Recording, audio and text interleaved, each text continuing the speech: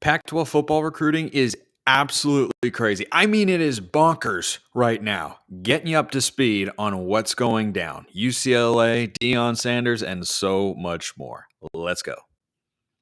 You are Locked On Pac-12, your daily podcast on the Pac-12 Conference. It's the Locked On Podcast Network, your team every day.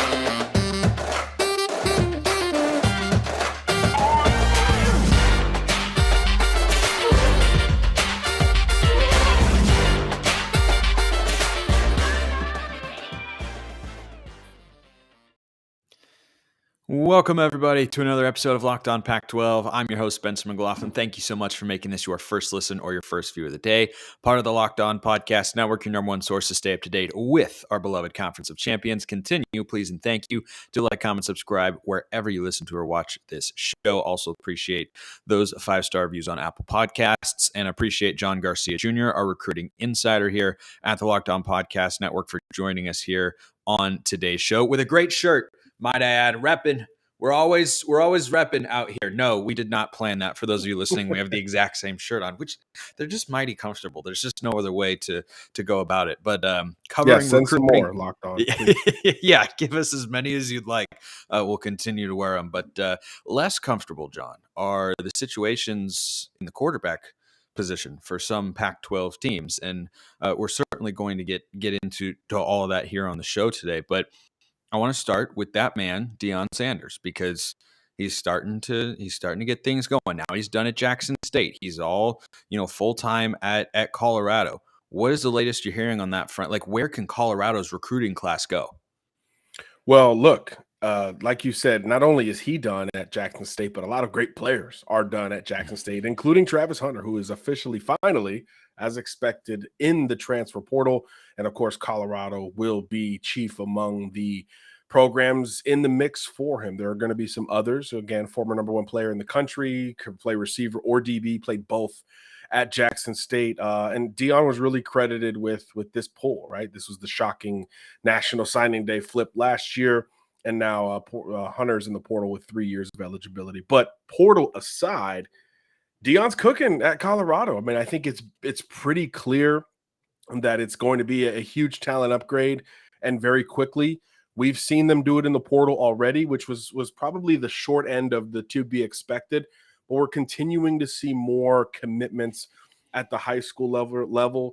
Dylan Edwards is still the headliner. I think 4 or 5 kids have jumped on board publicly since Deion took over. But this past weekend was really the biggest official visit weekend, right? Former Nebraska commitment Malachi Coleman, one of the fastest receivers in the country, was on campus. Isaiah Jada, former South Carolina O-line commitment, visited Auburn last week. Everyone thought he was going to jump on board to the Tigers, but then took a detour to visit Colorado. Can they stay in the mix? They also hosted Vakari Swain, a South Carolina commitment, a current South Carolina commitment. So the flip potential for Deion Sanders is going to be very strong here down the stretch. They've gotten big-time recruits on campus. I think every recruit who took an official visit the weekend prior has already committed to Colorado. So kids that get the FaceTime with Deion and this coaching staff are jumping on board. Now that he is done with Jackson State officially, right after that bowl game on Saturday, now he can allot all of his time towards closing on signing day. So while it is a dead period and there can be no visits to Boulder, he can obviously hit the phones and really go heavy over these next 48 hours between now and when these kids officially come off the board come signing day. So expect a lot of Deion FaceTimes and a lot more movement to be made over the next couple of days. But the start has been sort of as expected. A lot of big names on campus, some tangible victories already, and more theoretically on the way. Speaking of tangible victories, Coach Prime figures to have several more, as you were just talking about, but the biggest one is actually in one of those schools that has just 1 year remaining here in the Pac-12. UCLA flips the number 2 or 1 player in the country, depending on where you look, in Dante Moore, 5-star quarterback out of Detroit. He had been verbally committed to Oregon since July, and now really late in the process, John, with National Signing Day happening tomorrow. I mean, it is tomorrow for the early window, and he flips on, it was Monday morning, I think it was, when the news officially dropped. What just happened here? How did this come about? Yeah, this is a bit of an upset if I'd have to project. Going into the nitty-gritty, right? Going into crunch time, post-holiday, post-Thanksgiving recruiting, when everybody's on the road and all these seasons are done or winding down, there was really not a lot of UCLA buzz for Dante Moore. And then he took an official visit out of nowhere that second weekend, the weekend of December 9th, took the trip out to UCLA, and it became apparent, okay, hey, this is going to be a thing. This is something to at least track. But even when he was in LA, the alarms in the recruiting world weren't on 10 just yet. It was like, hey, keep an eye on it, but let's see what else happens. There was another weekend in between that visit and National Signing Day. Dante stayed at home. Dante stayed in Detroit. There was chatter about some other schools. So that was viewed as a victory for Oregon. Like, hey, he was interested, took some other trips, but he's home and things are fine. But Sunday afternoon, I texted you, Spencer, the alarms were starting to ring higher and higher. And there was a bit of silence coming from Eugene, Oregon, which always tells us in recruiting something's about to go down. So it seems as if after the visit at UCLA, there was more momentum for Dante Moore making this flip. And you start to read into the possibilities as to why. And Dante has since confirmed this. Look, obviously, Kenny Dillingham leaving Oregon was a huge deal. That was the true lead recruiter in the sense of the phrase to Oregon, right? Had recruited him at previous stops, have built that personal relationship really since Dante was a freshman or sophomore in high school. So that move obviously opened the door for everyone else. Secondly, UCLA revamped reputation under Chip Kelly, right? Not known as necessarily that recruiter, but you've got to adjust, right? It's a new day. You've got to hit the portal, and he's done that part very well. And you've got to supplement it with high school recruiting. And now we think this could be the beginning, with Dante as sort of the poster child, the beginning of Kelly's reemergence on the recruiting trail. There were a couple of little signs that he was picking things up earlier. They flipped the USC offensive line recruit.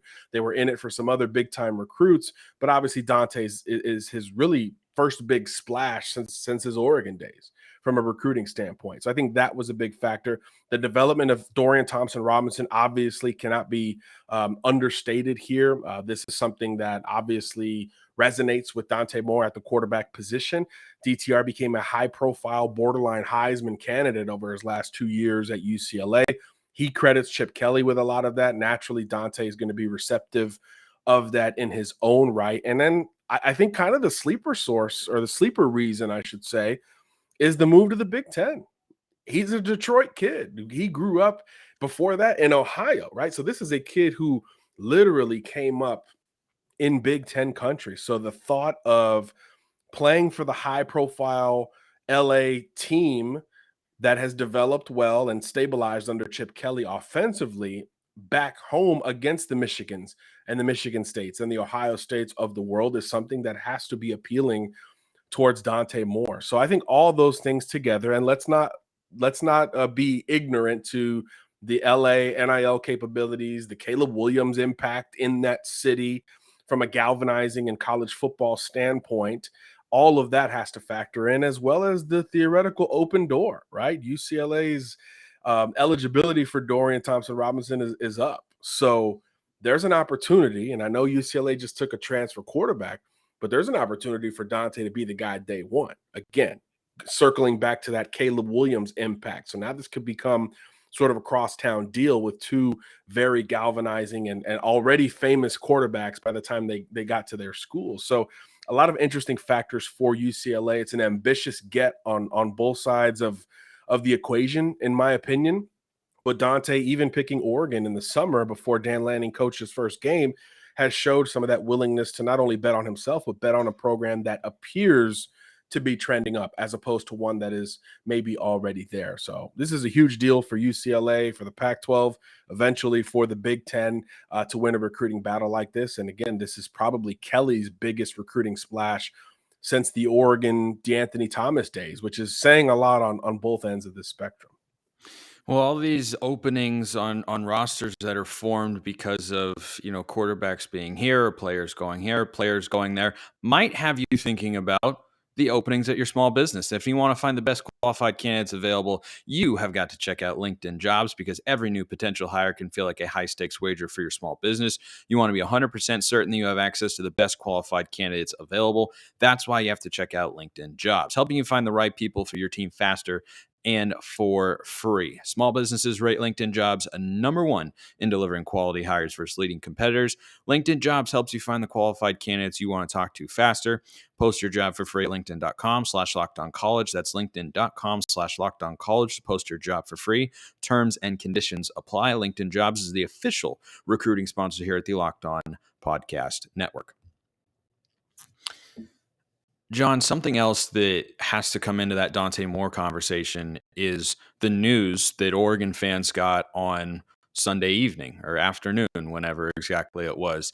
And that's that Bo Nix is returning. And UCLA did add someone out of the portal, and that's Colin Schlee, who comes from Kent State, Group of 5 school, but he grades as a 4-star transfer. So a guy who at the very least is thinking he will compete for that job. That seemed to indicate that maybe he will stick with Oregon because he's going to sit behind someone either way. But if you're looking at Bo Nix and the season he just had and the relationship he has with Dan Lanning and Colin Schlee, who hasn't yet, taken a snap for UCLA, I think if you're Dante Moore and thinking about the prospects of how am I going to be able to play sooner in my career, I think if you're going between Oregon and UCLA, which is apparently what it came down to, you take your chances with Colin Schlee over Bo Nix, which is not a shot at Schlee. I'll be honest, I haven't really seen him play hardly at all, but Bo Nix is a higher caliber player, and that's going to be tougher to get playing time in year one.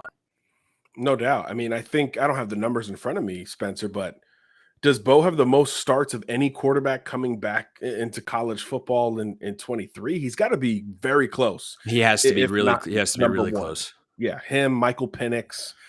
There's a small group, right? Spencer Sanders. It's a small group of quarterbacks. The point being that, when Oregon was at its best, Bo Nix was truly the catalyst as to why. So, him returning, I do think, even though Dante won't admit, that has to factor in, right? Because all along in this process, especially when Oregon was at its peak, I'm sure the conversations around Dante's camp were, hey, you're going to have a shot to go in and compete day one. Any freshman with those types of ambitious requests knows he's going to deal with upperclassmen, knows he's going to deal with other players in that quarterback room.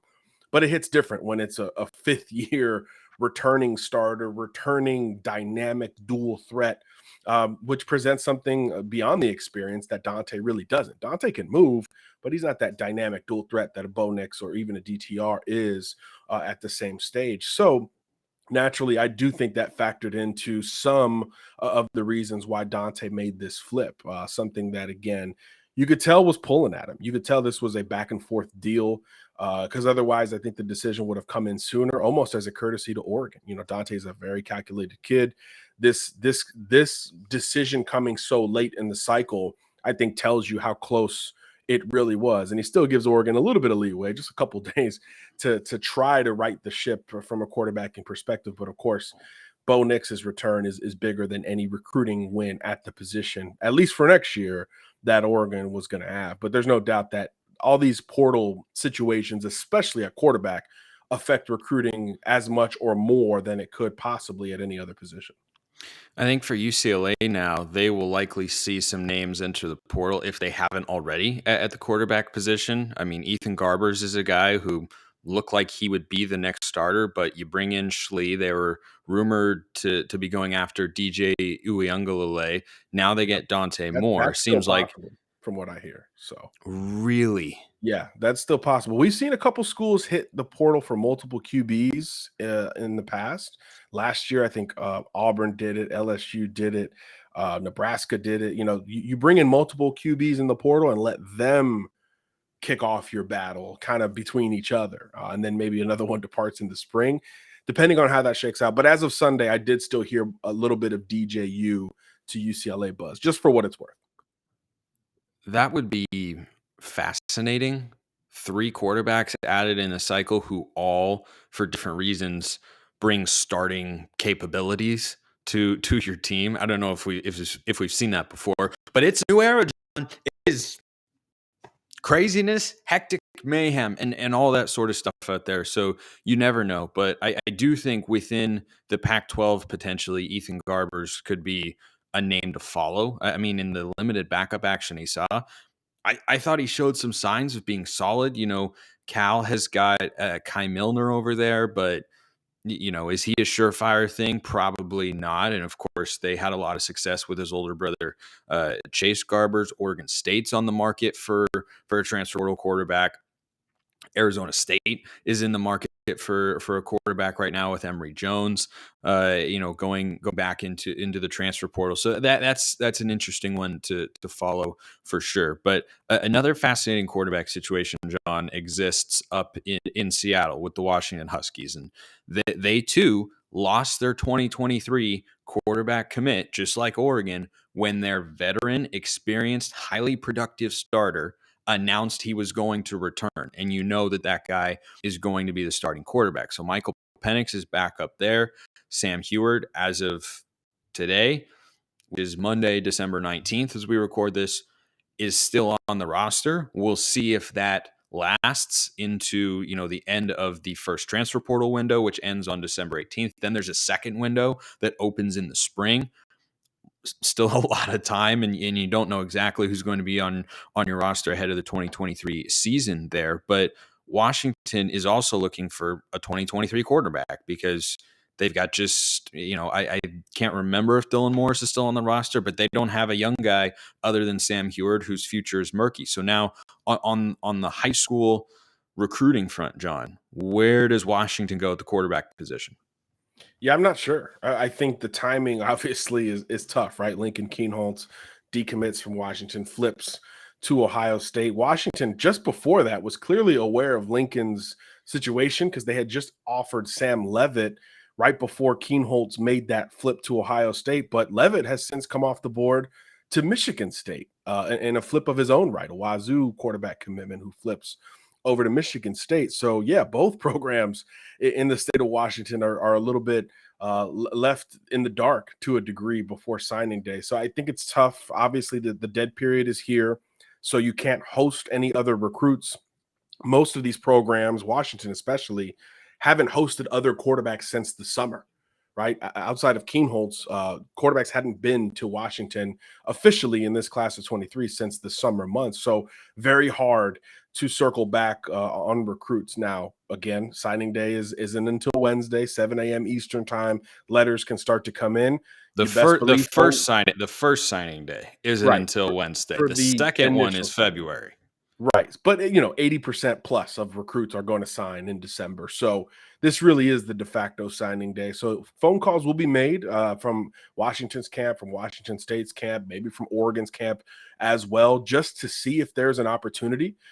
Look, this is a great quarterback class, the class of 23, a lot of West Coasters in that group among the best quarterbacks. So maybe you circle back hoping that the on-field product helps you sell something late in the game, but most likely the combination of the transfer portal or that traditional signing day in February is where some of these schools are going to address the roster depth or the quarterback depth questions that they still have going into signing day. And that's just kind of a sign of the times. These things change very quickly, and the rebounds aren't as swift as you would hope they could be.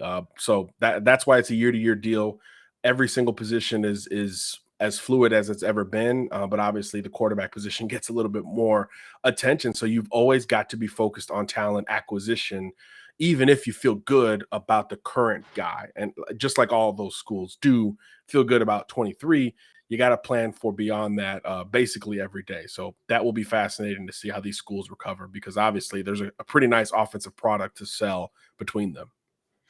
Yeah, and it's an interesting balance that coaching staffs now have to strike. Portal, high school, 1 year, next year. There's always been that, but it feels like with the ability to reshape your roster in one offseason with the portal, you can, justify perhaps focusing more on the here and now rather than always looking to the future. But you should always be thinking about your future when you think about getting behind the wheel. Did you know that driving high is considered driving under the influence? Yes, indeed, it is. That's right. Driving under the influence of marijuana is against the law in every state even in states where marijuana is legal. That means driving high could get you a DUI, which is not something you want. If you think law enforcement officers can't tell when you're driving high, you're wrong. Your friends can tell, your coworkers can tell, your parents can tell, everyone can tell. So what makes you think that law enforcement officers don't know when you're driving high? Driving under the influence of marijuana can slow your response time and change how you perceive time and speed. So even if you think you're fine to drive when you're high, you're not. Play it safe. Bottom line, if you feel different, you drive different, and driving high is driving under the influence. So remember, drive high, get a DUI. This message paid for by the National Highway Traffic Safety Administration. So, John, let's close up with that delicate balance that we were alluding to, and that's portal high school. Is there now a greater emphasis, you think, placed on the portal than high school? Or is it still high school over portal and the percentage of importance just changed? Like maybe before it was 80-20, but now it's more like 60-40. Let's keep it specifically at the quarterback position. Is that something that coaching staffs do individually, or is there a, kind of uniform collective mindset here? I think it's a little bit more individual, but there's no doubt that the percentage of the portal emphasis is growing. No matter if you're at the top of the mountain in college football or trying to get there, that fluidity has shaken up the sport. I mean, I think I saw a stat where like 4 of the last 6 Heisman winners were transfer quarterbacks. It just is the new reality in college football. So the portal, the one-time transfer rule, the COVID year, all these things have accelerated that part of the process, and player mobility is as free and wide open as it's ever been. And the NCAA at the same time seems to be granting additional waivers to other prospects that are in some unique situations. So that it used to be you're going to have to sit out. Sorry to cut you off, but JT Daniels is transferring for like literally, I think it's the 5th time. Right. He's USC, Georgia, Western, fourth. It's going to be his 4th different school, and it's like, well, what is happening? It's crazy. It's really, really crazy.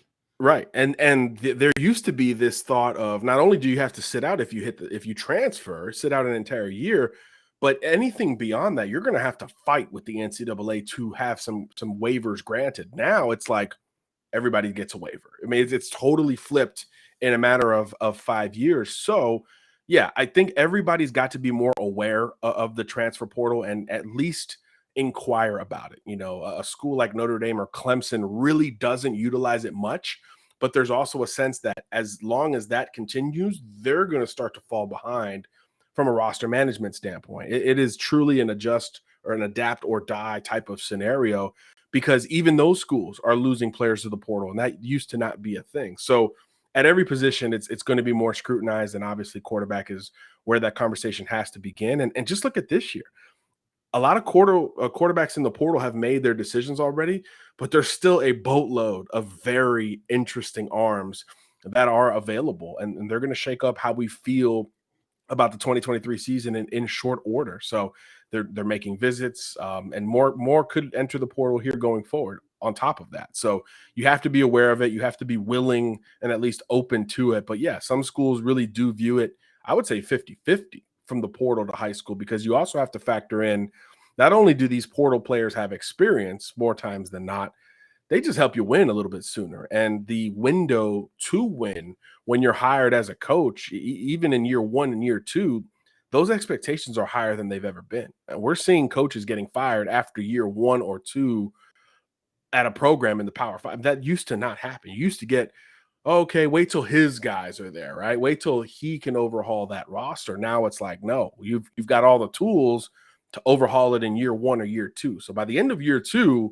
if you haven't shown signs of progression, you're out the door. And that used to not be a thing. So that fluidity has both opened the door for quick turnarounds, but also shortened the time allotted to make said turnaround. So you got to at least try to utilize the portal, or you unfortunately will get left behind in this modern era of college ball. It's also increased the amount of money paid out in dead salaries to coaches who are relieved of their duties. It's a lucrative business to get fired as a college football coach. I think it's actually like one of the 5 highest earning industries in the United States. I read that on Forbes recently. It's gotta I be. believe, Yeah. which How is could it not totally be? a magazine. Yeah. Yeah. How could it not all this without John Garcia, Locked On Recruiting Insider? John, appreciate you making the time. Good to have you on as always. Sounds good. Thanks for having me on, Spencer. I appreciate everyone listening. I will see you next time. And as always, hope you have a wonderful rest of your day.